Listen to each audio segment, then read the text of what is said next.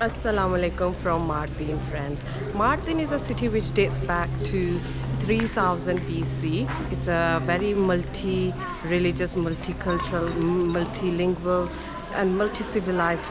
It's one of the first civilizations around this area, and it's also called as a footsteps of Roman Empire. This area is actually a region, it's a province of Turkey, and one of the mosques I'm standing at the moment is called Ulu Jami, which is one of the first mosques built in Anatolian region. In this city you will find Arabic, Turkish and Kurdish spoken at the same time in the same place.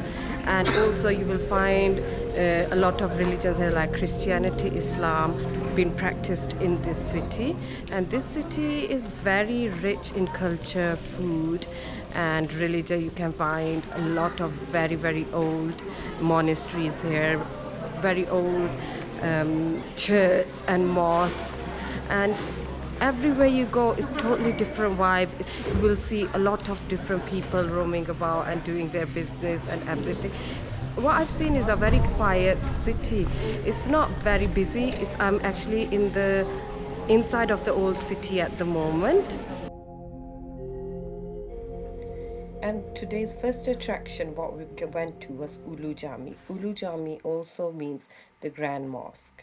The Grand Mosque of Mardin is the most famous and the largest mosque of the city, and one of the first mosques to be built in the Anatolian region. It was originally built with 2 minarets, but only one has survived to the day.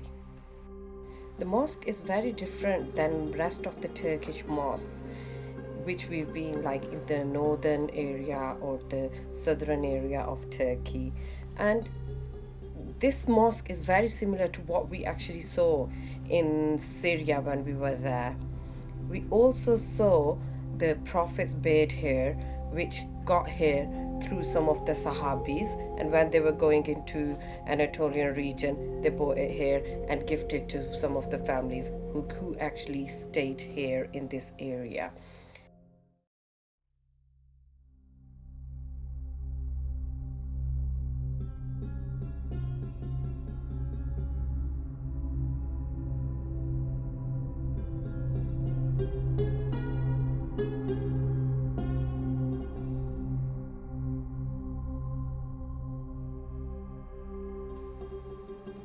Walking through to the fairy tale bazaars, like 1001 Arabian Night type of vibe this city gives. It's very Middle Eastern city by now. We've just left Turkey somewhere behind. Very mesmerizing beauty, and we came to this terrace cafe.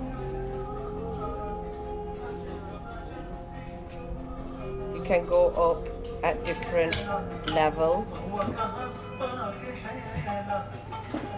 to have your drink, a cold drink, your chai, coffee, anything, and just observe the beauty of the city of Mesopotamia while you sit and take sips of your drinks.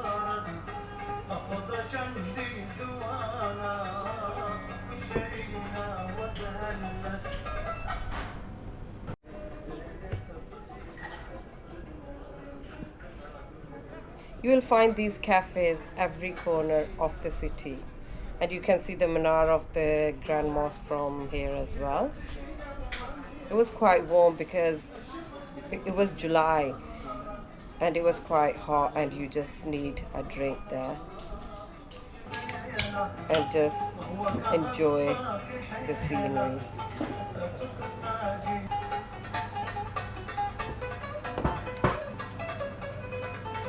Inshallah, one day again we will go to Mardin. Like, we did not actually go to any of the outskirts, like the city of Dara is a very popular city near Mardin, which we didn't go to.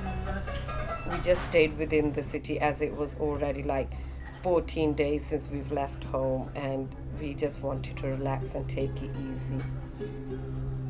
Look at all the views there. You just can't have enough of that.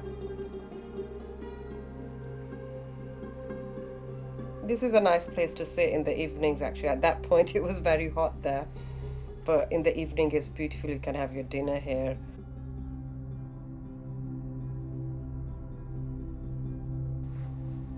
After that we went to another mosque.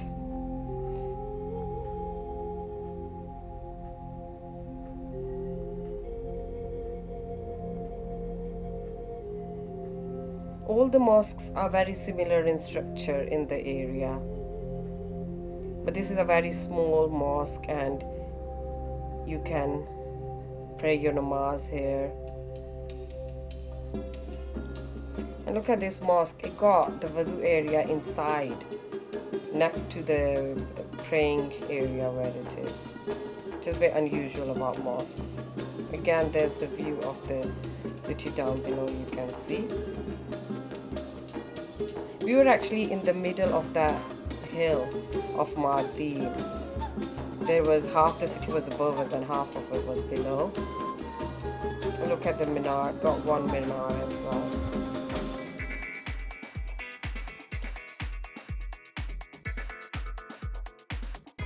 And we spotted these two little boys doing their job, bringing bread. And then we spotted this little factory of which make different Mardin desserts, which we've not actually had anywhere else. At first we did think this was baklava, but it's not baklava. It was like a bread with date inside it, and it was quite nice. It's like a simit with a date inside.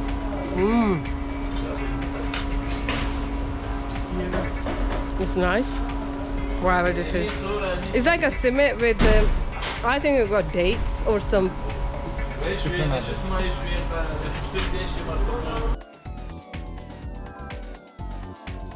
Then I went inside to see how this unique bread was made.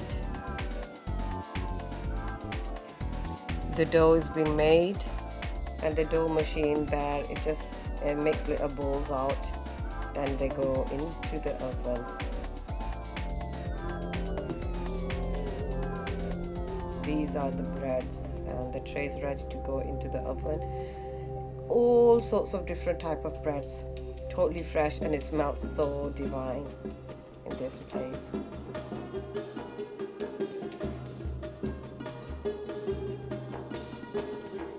The streets of Mardin, they are on different levels. Like sometimes you are going up, and then all of a sudden you'll be going down, and all these big stone buildings all around. You cannot get lost in them. You just can't. You won't even realize you'll be walking on them for hours and enjoying the breathtaking views and the old buildings. And it's just a nice walk. And while walking, we did get to the main street. This is the main street of Mardin, where whenever you ask the taxi, they will bring you and drop you there. And most of the shops and restaurants and everything is there. That is the middle of Mardin, really. Central Mardin, I should say. Not very busy though, as I keep on saying that. And then we came to Hamidiya Jami. That's a very similar mosque to the one we've been to one before this. And the little dome. And again, inside of the mosque. Quite small. Have you seen the slippers? The little wooden slippers they give you to do the wudu in the mosque. And it's quite a plain mosque.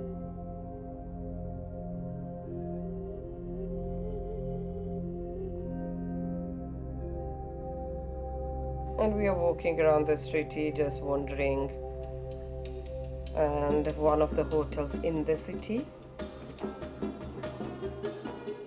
and that's the top.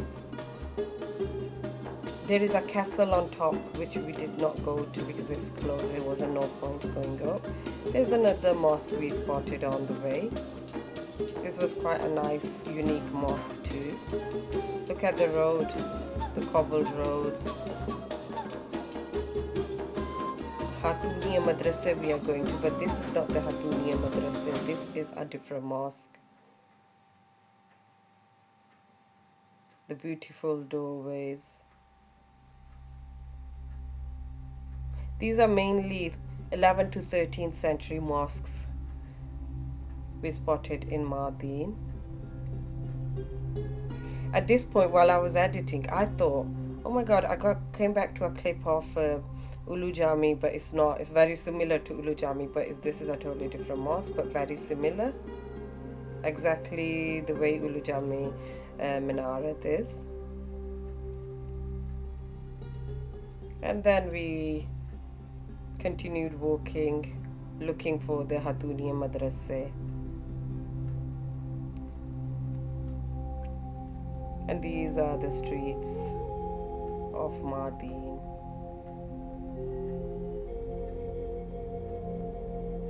Even though it's very quiet, it was warm, you won't get bored walking on these streets. You'll find something different and unique every corner.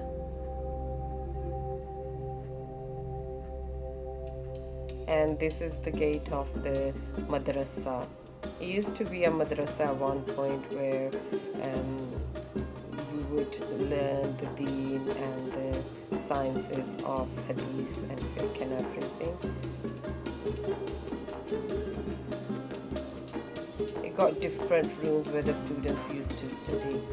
We will be coming back to this mosque tomorrow with the children, where we would be given some information about this mosque, which is very interesting and it touched our heart. So stay tuned and don't forget to subscribe and press the red icon button so you do not miss the next video, where we will be giving you a detailed tour of these mihrabs in this mosque, which have a significance, why they've been made like this. So inshallah, I'll give you that tour like that. There are two cupboards here which are probably of the people, I think, who brought this footprint of the Prophet ﷺ into the area. And they are the keepsakers, the family keepsakers of the Prophet ﷺ's footstep.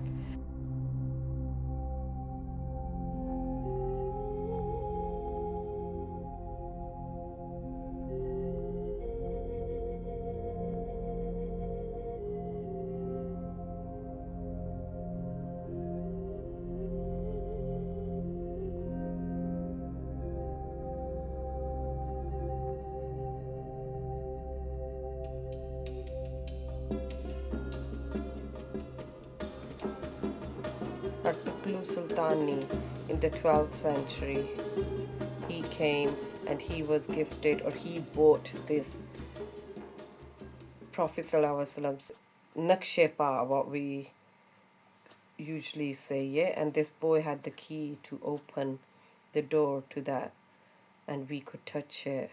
Subhanallah. That's very, very nice. Turkey has few of these, and I have shown it in few of my videos already.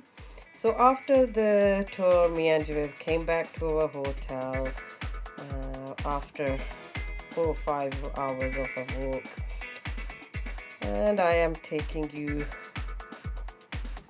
to show you my room. So please do excuse the mess, because we've already lived there a night. So yeah, that is the main room with the TV, and that's a double bed and a single bed, and a nice clean big bathroom. And we did pay, again, that was £70 a night. Thank you very much for watching, and do not forget to subscribe for more from Southeast Turkey and